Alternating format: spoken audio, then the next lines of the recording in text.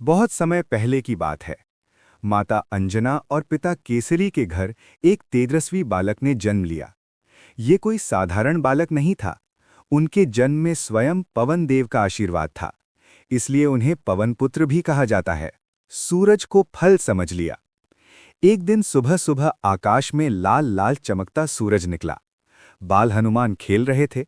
उन्होंने ऊपर देखा और मुस्कुराते हुए बोले, वाह, कितना सुंदर लाल फल है, मैं इसे खा लूंगा। बस फिर क्या था, वे आकाश की ओर ऐसी छलांग लगाते हैं कि देवता भी चकित रह जाते हैं। उनकी गति इतनी तेज थी कि वे पलों में आकाश पार करने लगे। उसी समय राहु भी सूर्य को ग्रहण करने आया था। जब उसने हनुमान को देखा तो डर गया और भागकर देवराज इंद्र के पास पहुंचा। इंद्र ने क्रोधित होकर अपने वज्र से हनुमान पर प्रहार कर दिया।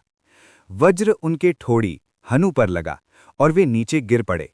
तभी से उनका नाम हनुमान पड़ा। पवन देव का क्रोध। जब पवन देव ने ये देखा तो वे बहुत क्रोधित हो गए। उन्होंने पूरी पृथ्वी से हवा रोक ली। सांस के बिना सृष्टि में हाहाकार मच गया। देवता घबरा गए। सभी देवता मिलकर पवन देव को शांत करने आए। तब एक एक करके सभी देवताओं ने बाल हनुमान को वरदान दिए। इंद्र ने कहा, अब मेरा वज्र तुम्हें कभी नुकसान नहीं पहुंचाएगा।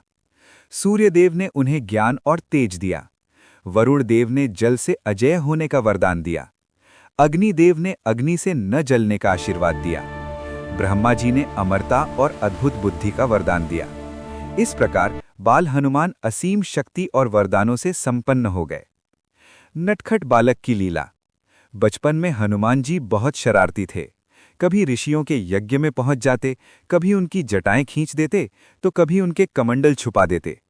ऋषियों ने समझाया, पर जब वे नहीं माने तो उन्होंने कहा, तुम अपनी शक्ति भूल जाओगे जब तक कोई तुम्हें याद न दिलाए।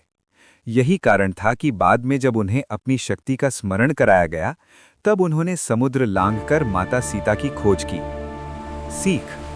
बाल रूप में हनुमान जी की शक्ति हमें ये सिखाती है, हमारे अंदर भी अपार शक्ति छिपी होती है। सही समय और सही मार्गदर्शन मिलने पर वो शक्ति जागृत होती है। शक्ति के साथ विनम्रता और भक्ति भी जरूरी है। हनुमान जी का बाल रूप हमें साहस, निडरता और सेवा की प्रेरणा देता है।